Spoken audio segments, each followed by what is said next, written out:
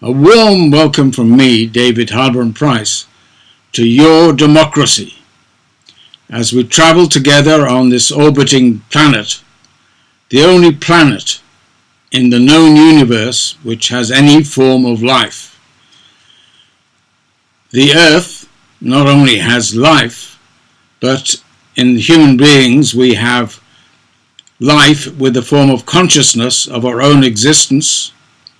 We can observe the world around us. We can also maybe delve into the past and also maybe prognosticate a little bit of the future.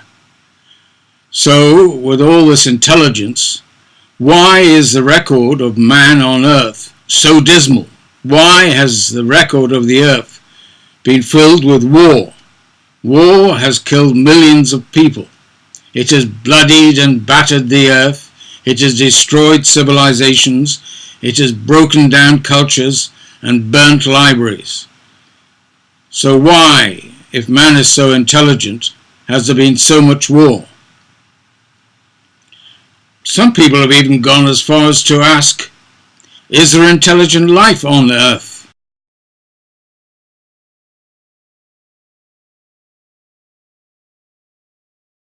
A better question may be, where can man find wisdom?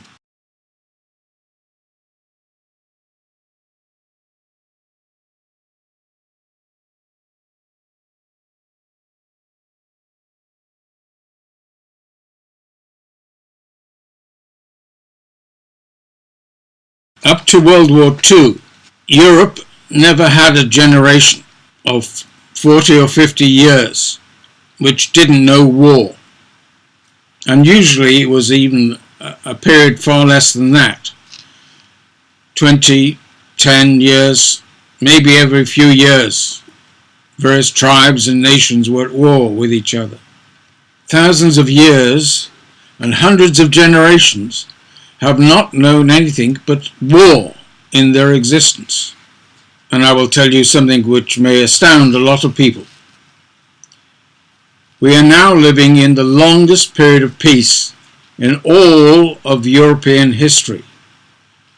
There's not one period in European history which has had a period of peace so long as the one we are living in now, which is about 3/4 of a century.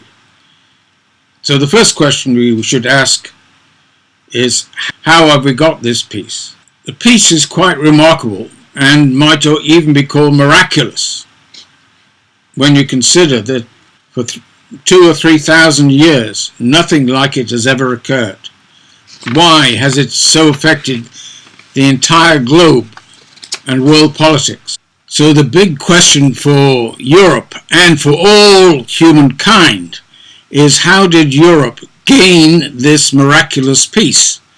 The peace is now assured, and no one figures that the nation states of Western Europe will go to war again. The process can be dated quite precisely. Up to 1950, politicians, think tanks, diplomats, and military all expected further wars. And even prognostications in the spring of 1950 predicted this war. How did this peace happen? The architect of this amazing peace was Robert Schuman, who was twice Prime Minister of France. He spoke about a scientific discovery based on Judeo-Christian principles. In 1948, when he was Prime Minister, he announced the plan. He made a proposal to the neighboring states of Western Europe to create a democratic assembly and to join their countries together in economic cooperation in a customs union. Behind these two aspects, the democratic assembly and the customs union, that Schuman's government proposed in July 1948. First, the idea of the customs union behind that was the idea of a community, and the community of nations was a means to make sure that European war was no longer possible. But any community needed the backing of the rule of law, and a democratic assembly was essential if the rule of law would be soundly founded, that it would last the test of time.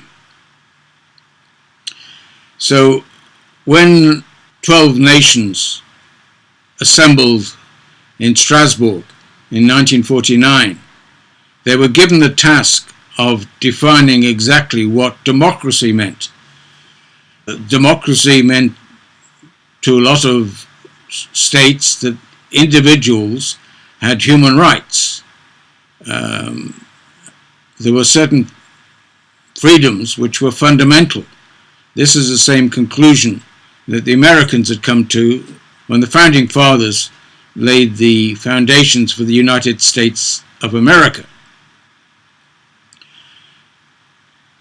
Fundamental rights are not given by governments, they're given by the Creator, as is clear from the Declaration of Independence.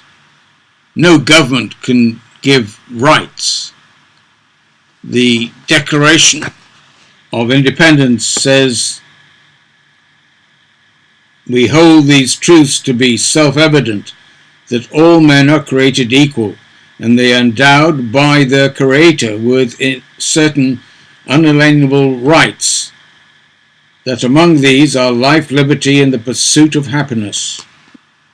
Rights and freedoms that the Europeans defined are now embodied in the Convention of Human Rights and Fundamental Freedoms, and they show what a free society would be, as distinct from the Nazi society and the communist society, where freedom of religion was not allowed. So any free society can be judged by these articles of the Convention of Human Rights. It is a foundation of European society, and in fact Schuman said that the convention itself, the member states which accept it, define themselves as European. The second aspect of his plan was to create a system which would tackle, as he put it, the root of the problem, which was the causes of war.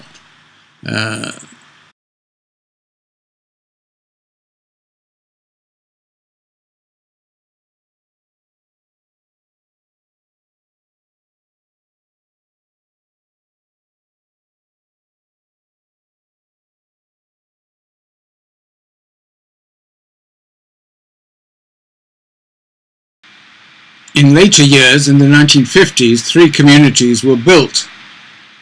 The European Coal and Steel Community, which tackled the problem of stopping war between member states using bullets and other armaments made of steel, and also tackling the problem, which was a major one in 2 world wars, of cartels.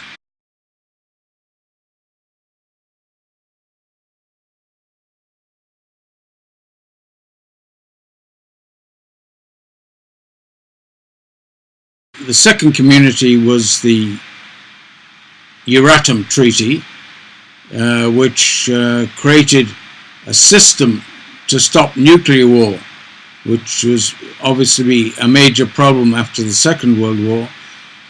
The third community was to stop another cause of war, which was trade war, and that was the third community, which was the European Economic Community.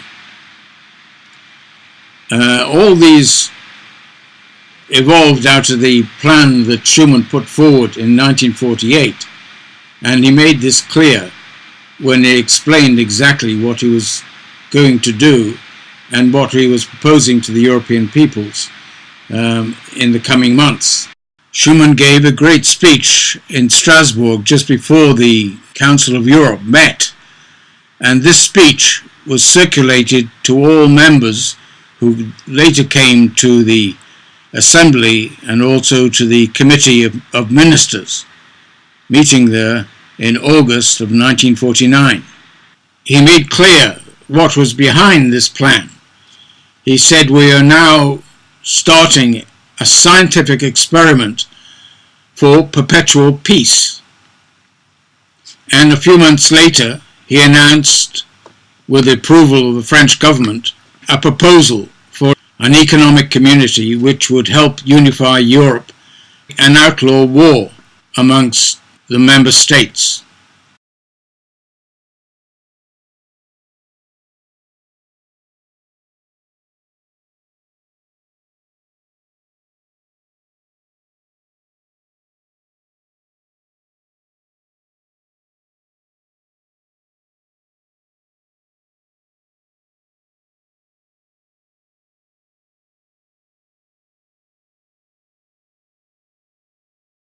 In 1950, not only was the question of peace and war solved to the benefit of all, but Europe set about creating the greatest prosperity that had occurred, probably in the existence of all the member states of the European community. Those 3 decades after the Second World War, have been called the 30 Glorious Years. But then a number of problems arose, mainly from politicians assuming powers beyond those which were delegated to them.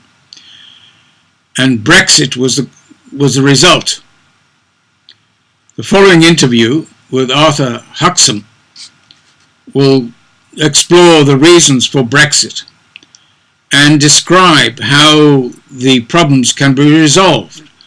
We now have an opportunity before us to create a golden age for Europe, which will outclass and outshine the previous period of peace and prosperity that Europe enjoyed immediately after the war.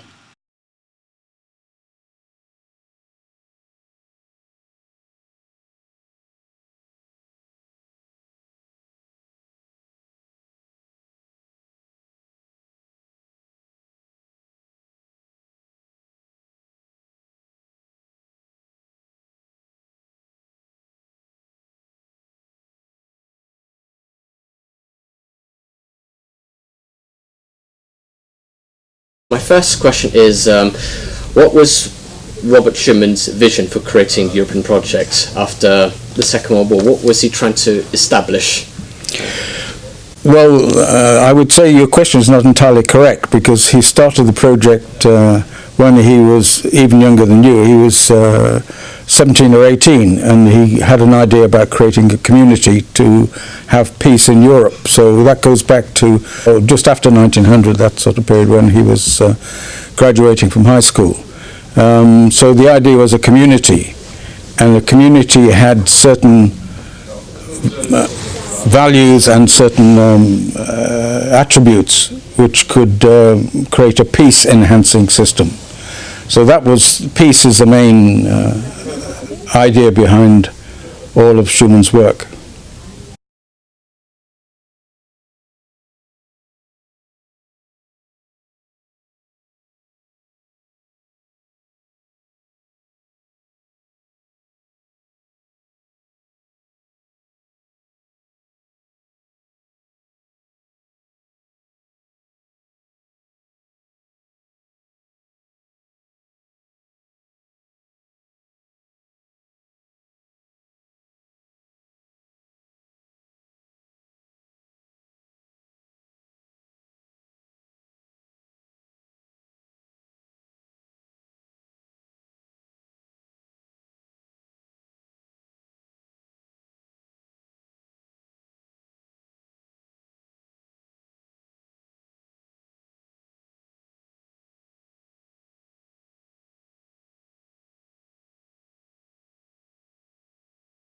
And now that the European Community has been around for a couple decades and now renamed European Union since the Maastricht Treaty, and now we're at the stage where we've had Brexit and now there's a big surge of populism. So what can you see will happen a few years down the line? Would there be a sort of reform within the European project, or it will still go through the same course? Okay, well, we need to analyse a little bit what the situation was. So up to the position you mentioned of Maastricht.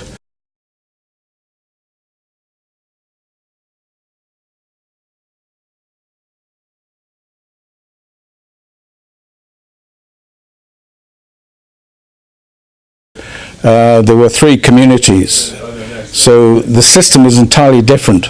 Maastricht started something which was different from Schumann's system and sometimes against Schumann's system. So, and then it was called the Treaty of European Union, Maastricht. And then you had the other treaties which modified it, Nice, Amsterdam, and so on. But then you had the Constitutional Treaty, which tried to make a sort of federal state out of it.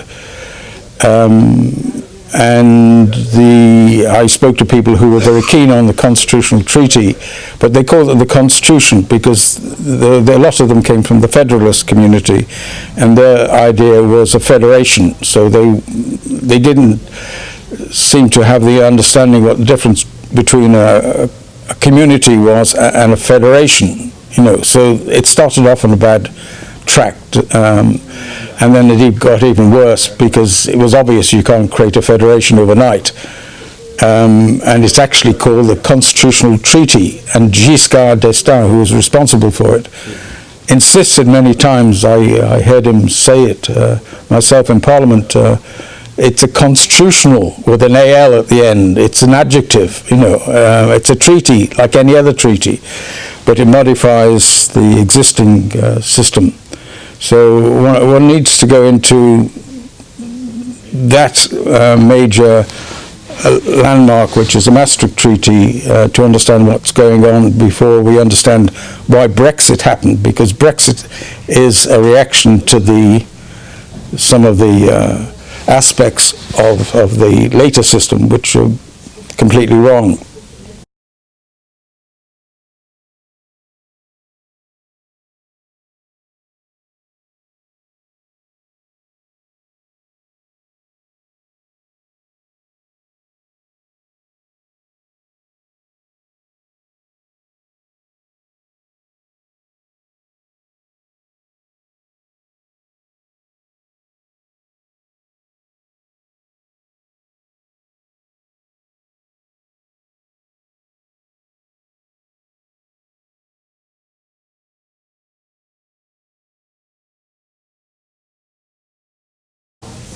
And why was it wrong? Why did it encourage the build-up that we are up to now? Well, first you need to go into what happened with the community system. So the community is a very special democratic system, and it's democratic only in a sector. So it started with coal and steel, so it doesn't cover the entire economy. And there's a good reason why it chose coal and steel, which was to stop war. But then it went into Euratom, which was the next treaty, which was to stop nuclear war. And then it went into the common market, which was the third treaty in Rome. So you had separate sectors of the economy under democratic control. That was the idea.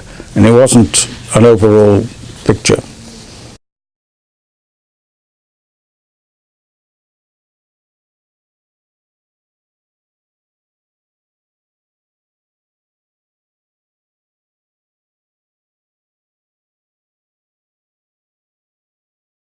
And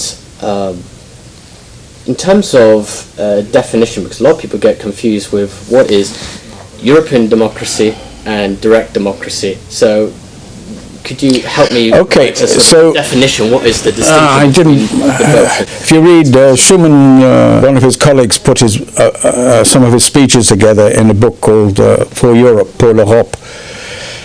So there he was a student of democracy right from the beginning. He was an intensive student. He had a large law library, and he speaks very much about Lincoln's definition of democracy, of the people, for the people, by the people.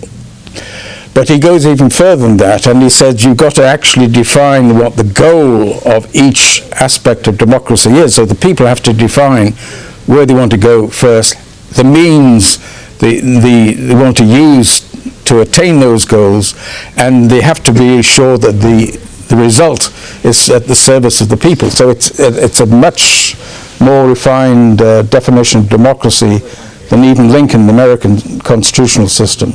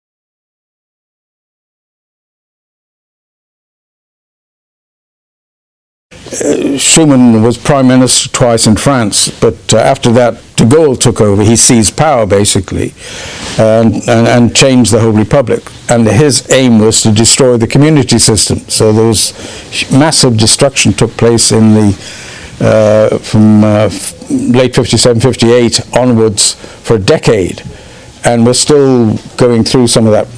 Part of that, for example, was the Council of Ministers became a closed institution where the Gaullists could pressure the smaller states to make concessions, and the Parliament became a cipher. It wasn't. De Gaulle disdained it, and even though, for example, Schuman was the president of the Parliament at one stage, he refused to receive him. And de Gaulle, when Schuman died, Adenauer said he'd go to the funeral, and de Gaulle sent a message saying, "You can't go to the funeral." You know, I mean, really, absolutely astounding stuff. And they tried to undermine various other aspects and change the commission into a political secretariat, which is a destruction of the entire system. So we're still living through that, and Schuman had a long view of history, and he was talking about centuries. So we're still only halfway through it at the moment. Yeah.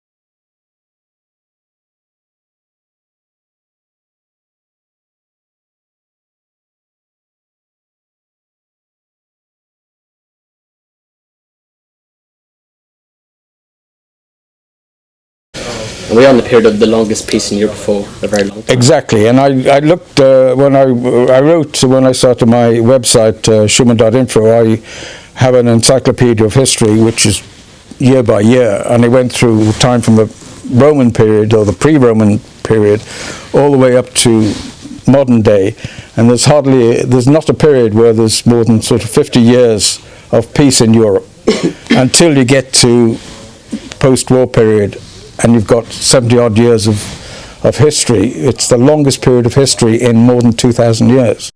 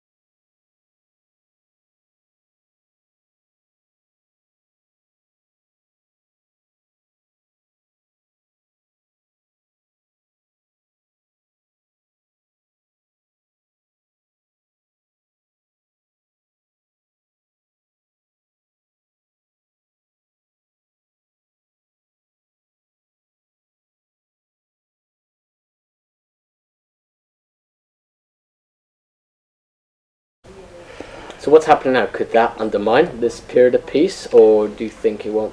I think the Schuman, the community system is pretty solid, but we've got to get through this Brexit period, which is causing conflictions in UK, and actually very positive things when you look at it. What's happened is the party system in UK, which used to be monolithic, so you'd force the party supporters through the lobbies, is breaking up. That's quite useful in the sense that people should follow their own conscience, which is what Schuman always said. A politician should follow his conscience first. So if politicians become more responsible individually, that's going to be a good thing. Yeah. In the case of politicians being responsible, we're now having a surge of nationalism, especially in Catalonia and in Scotland. So with Brexit undermining this whole democratic process, is the surge of nationalism deteriorating things, or you think it is right for countries and politicians to determine themselves within the community, if you understand what I mean? Yeah, well, I think there's a basic bit of propaganda going around about nationalism and the difference between nationalism and patriotism, and this sort of thing. Lot of the present politicians are finding opposition, so they have to have a label, and sometimes the labels nationalism, populism, this sort of thing. And sometimes they arise and become more vociferous because the politicians who are supposed to represent them don't represent them. But at the beginning, the community is actually based on the nation state. And Schuman said that to have a strong community, you have to have strong nation states. And they have to be states which understand their own history and draw from the roots of their own history, democracy and the values, European values. So there's something a bit awry in the present dialogue which is going on, which I think should be clarified, because some of it's just words. In UK, you've got a situation of Scotland which feels it's been left out of the whole government equation. So that's why they're reacting. It's quite normal. They've got an assembly, they've got their own parliament, but it's not being respected. So they have to reassert that. So that's quite normal. And there's also the history of the union between Scotland and England, which has got, and if you go into Welsh history, there's also, things from the past which should be brought up, because there's the English and the Welsh who have a long history. The Welsh and the Scots, to a certain extent, have a history which predates the Anglo-Saxons. So that needs to be brought into account. It's our culture. It's the depth of our history.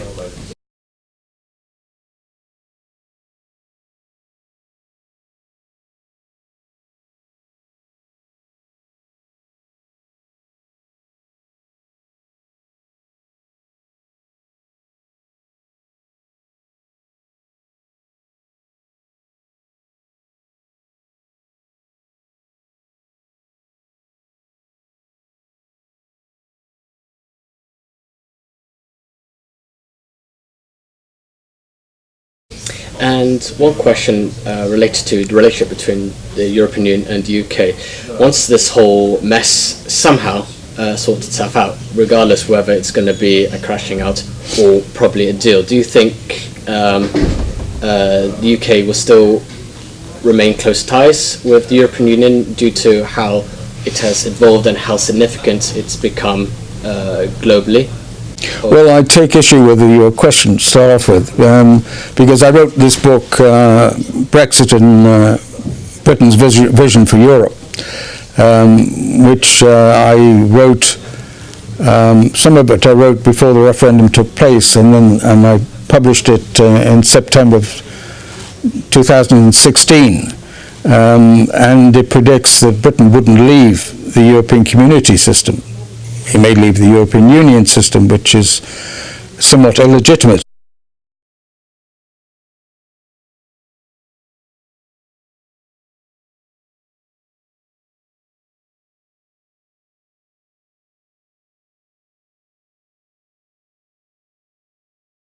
The community system at least had a referendum in the UK in 1975, so they agreed to the community system.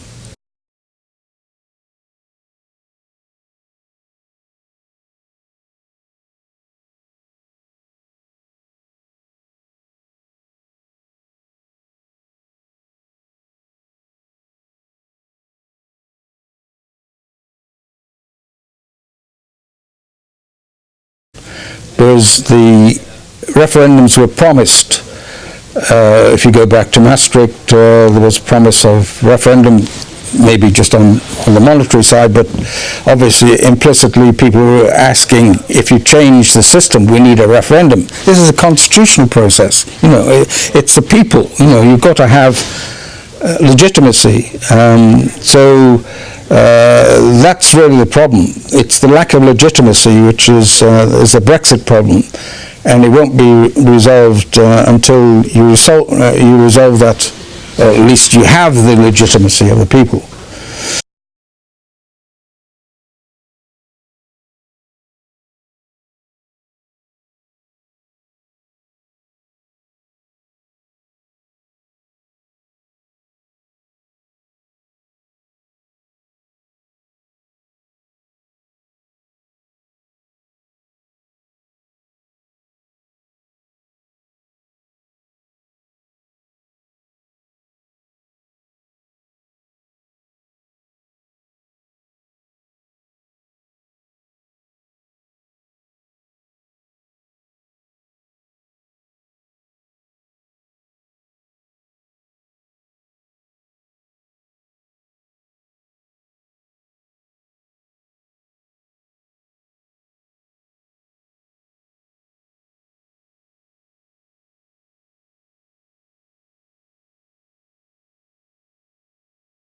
When you come to the Lisbon Treaty, you had the Labour government, which promised a referendum, and then Gordon Brown took over and said, we're not going to have a referendum. And David Cameron said, yes, you ought to have a referendum. And then when he got into government, he did, which must be a conjuring trick, because he didn't have a referendum on the Lisbon Treaty, which was the major framework of the entire new constitution for Europe, but he had a referendum based on it. So, and in other words, assuming it had already been established on Article 50. So you can't have a referendum on Article 50 unless you've agreed to the treaty in which Article 50 takes place.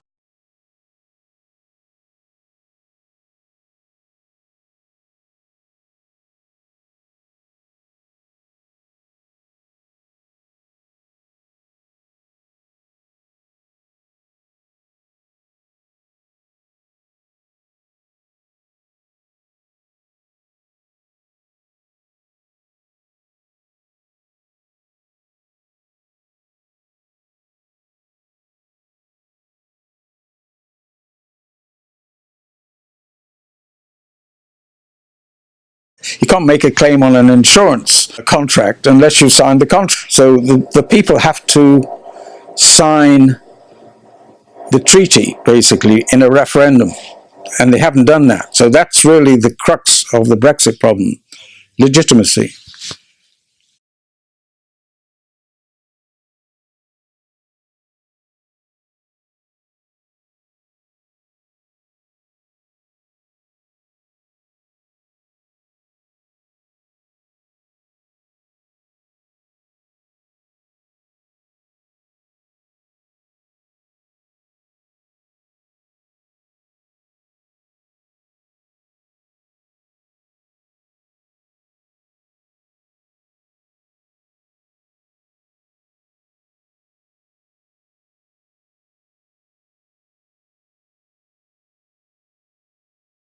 It still remains an ongoing thing. And they've now got in such a twist that it's difficult for them to see the way out. So I'm trying to work out a way. It's actually a legal question, so it needs to go through a court system. So I'm maybe putting a petition together in order to clarify the detail, which is that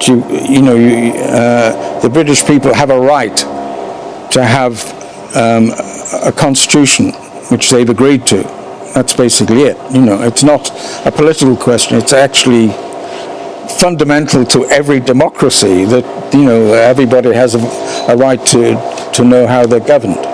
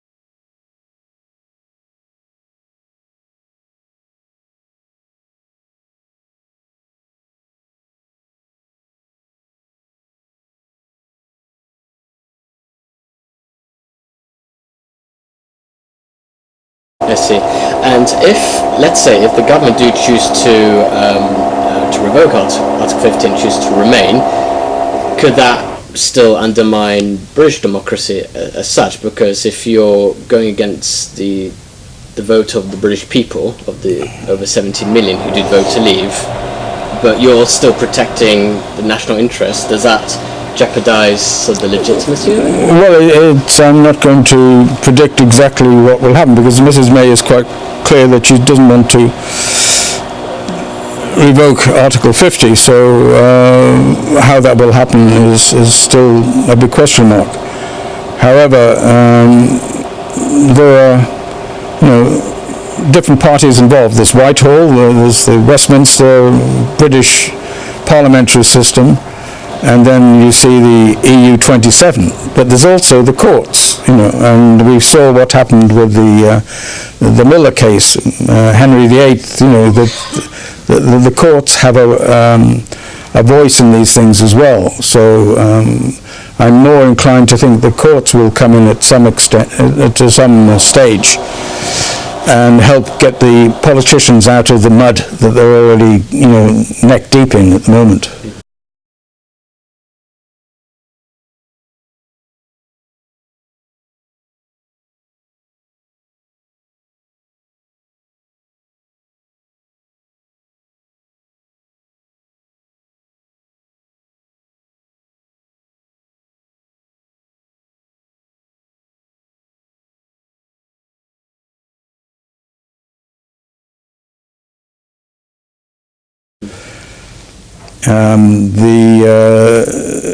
If you remember the Miller case, the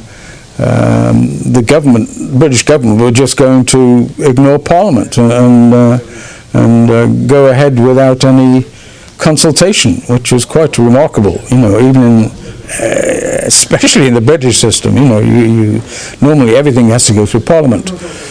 And I actually published all the papers from the court, so the High Court and the Supreme Court, which is called Brexit, Miller and Henry VIII is the title of that one.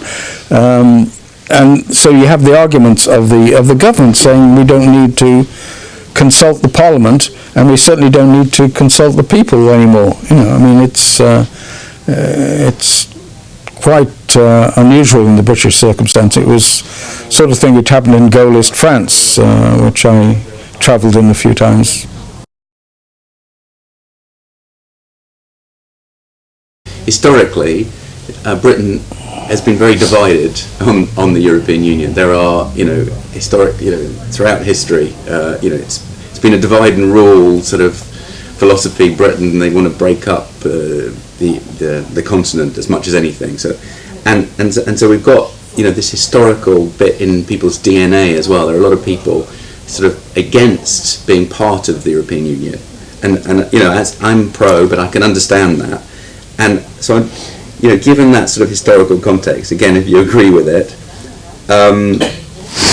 you know, what do you see as the kind of the long-term broad solution for Britain's relationship with the EU that serves the interests of younger generations? Because it should be about the younger generation, shouldn't it? Yeah, exactly. And I think you're right about the historical aspect of British policy to make sure there was no tyrant ruling the continent, you know, so they always sided with the weaker one against the stronger one. So, but that was one of the first things which struck me when I went into Schuman, that you can actually get a solution which is not at the expense of the of either side, you know, or the different parties, and you've got to treat small states with respect and give them a vote as well.